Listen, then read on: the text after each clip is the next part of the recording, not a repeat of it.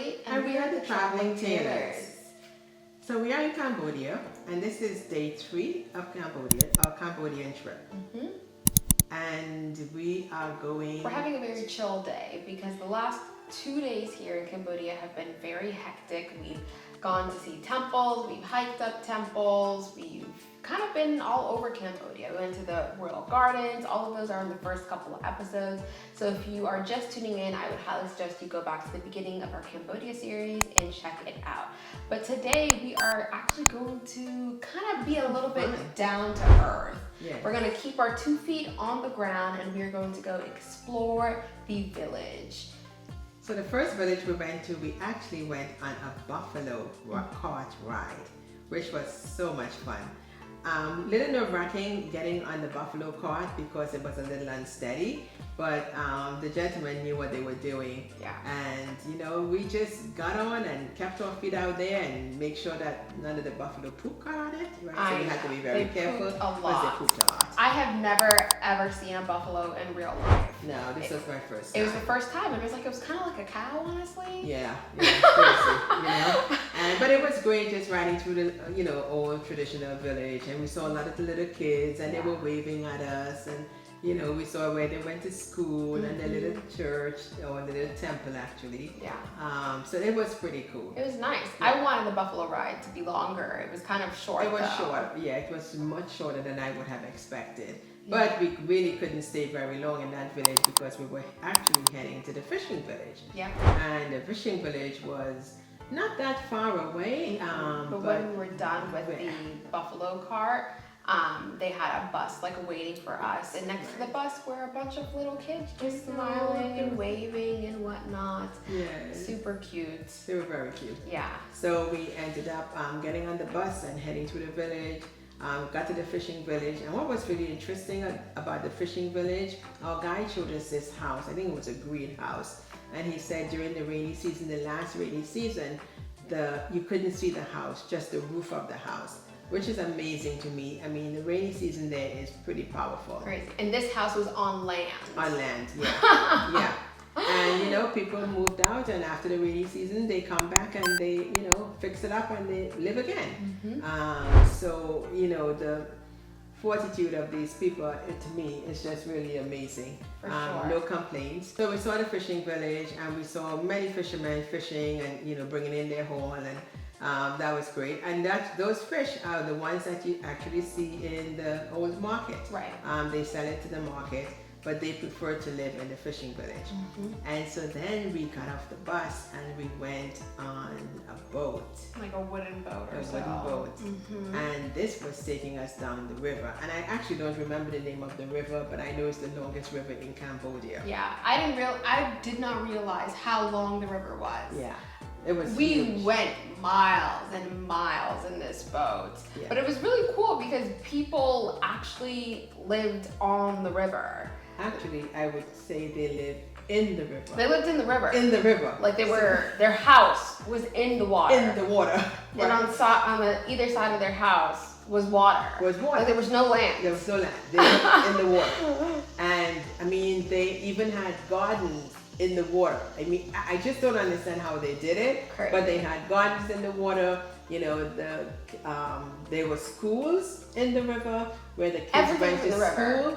And they actually, the little kids, you saw them in their little boats because you saw them when they were leaving school. They would, just row themselves to school. And they would tie up the boat next to the school, get in and go do their lessons. Which is such a wild concept, honestly, for us who live on land. Yeah. And these were little kids. Crazy. I mean, we're talking about 6-year-old kids that's rowing a boat in deep water in the river to go to school. Do y'all know how to swim?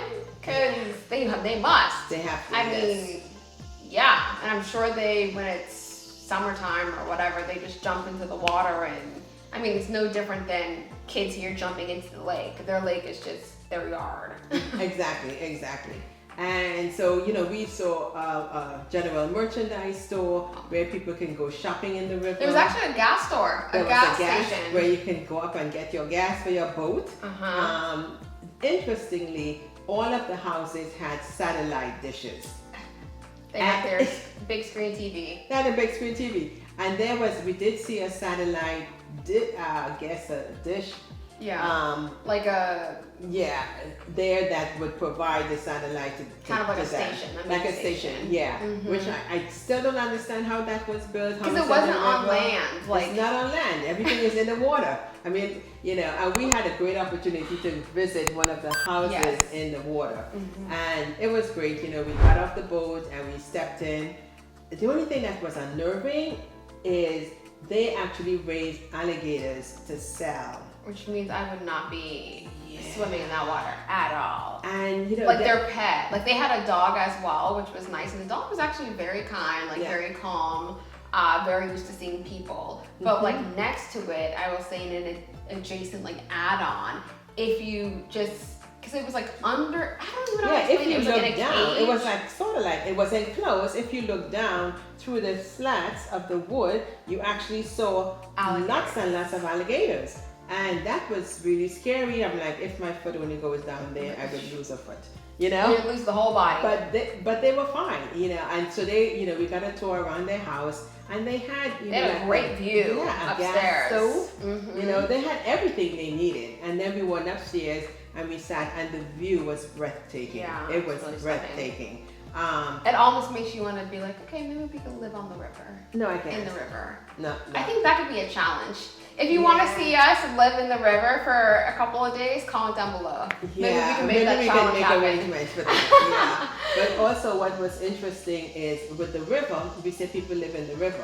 Well, when the rainy season comes, they actually have to move to another part of the river. Yeah. And what they do is just hook up their house and everything that they own to the boat and move it downriver. Yeah, and their like association makes them. I think the government. It's the government or their association. They make them move by a certain date, just for like safety concerns and whatnot. So we saw one last straggler, the tour guide said, moving their house up the river. Yeah. It was very interesting. Yeah, you will see from the videos, that we show you guys how fascinating it was. For sure. How these people are very comfortable, and that's the life that they choose. Many of them could live in town, but they choose not to. And some of them go in town, like for whatever that they need, but they just, they come back. Like they hop in their boat, they turn it on, and they go home in the river. Yeah. So that was interesting to see. It was very interesting. Then we got back. We had a nice, lovely little. I feel like I took a nap, honestly, on the way back. On the way back, it was so calm, and we saw a lot of different. Remember that like tall building? I think it was a temple, like. Oh yes, on the left side. Yes. But then we got back to land, thankfully, and we were headed to lunch. So we had a nice lunch, nothing crazy. We decided to get a pina colada. Yeah, it was really good too. I really enjoyed it. They did a good job with that. We had lunch with the rest of the group. We chatted for like an hour or so. And then we were off to the National Museum. So anywhere we go, we typically go to the museum. It's just a nice kind of shot of history and a good look at their culture from a historical standpoint, honestly. Yeah. So I was able to really piece together everything that we were seeing. You know, the ruins, the temples, the villages, all of that. Correct. It's a beautiful museum. It's worth looking at. Again, if you go to Cambodia, seeing I think that's definitely another must-see. Yeah. And so we rather enjoyed the museum. For sure. And then, we went back home to the hotel. Yeah, and then we had to just relax and pack. Pack again. Because we were off to a next stop. So I will highly suggest you make sure to like, follow, and subscribe to our channel, our page, because we were constantly traveling all the time. I think Cambodia was a highlight trip. I think I liked it more than I had expected to like. I don't know what I expected, but I would definitely go back again. Yeah, I would definitely go back. But yeah, so we have a lot more adventures coming up. Make sure to do all those things, share with your friends, comment down below if you have any thoughts or questions, and we will see you in the next video. Bye. Bye.